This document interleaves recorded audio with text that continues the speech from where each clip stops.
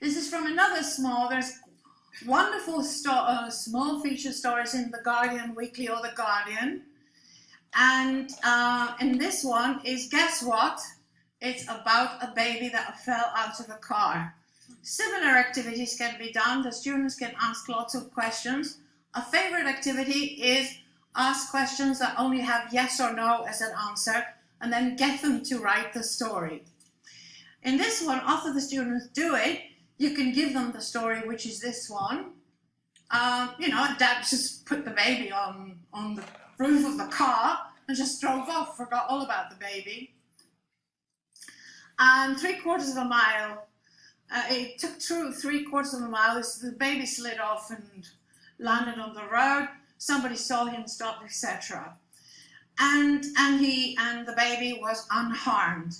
Now, what you can do with that, if you have a lesson in a course book or an authentic piece, is you're going to go into comprehension rigor mortis, because the students must understand the text.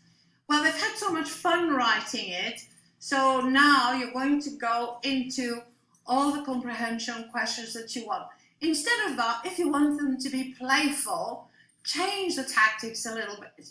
If the text is fun, get them to ask questions, but not the ordinary questions. Get them to ask questions the text cannot answer. Get them to create new answers. For example, what color were the baby's eyes? What was his mum's name? What car was it? And so on. How can that help? Well, I think the students have more fun asking these questions, and in a perverse way, they pay more attention to the content if they have to write questions that don't have an answer. They read much more closely.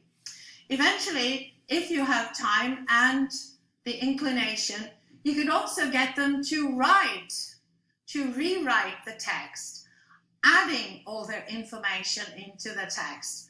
I used primarypad.com. This is a free online typepad that you can use. I think it's Google. And when you log in, you choose a color, and everything that you contribute has your color.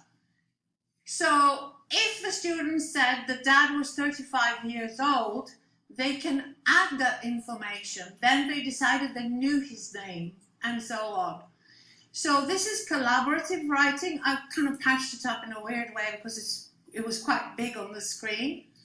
And the students can rewrite the paragraph, adding all the information, and in this way they're creating a new story. This kind of editing and collaborative writing with you monitoring and supporting is a great way of improving vocabulary, improving grammar, improving language awareness without having to resort to rules and so on all the time.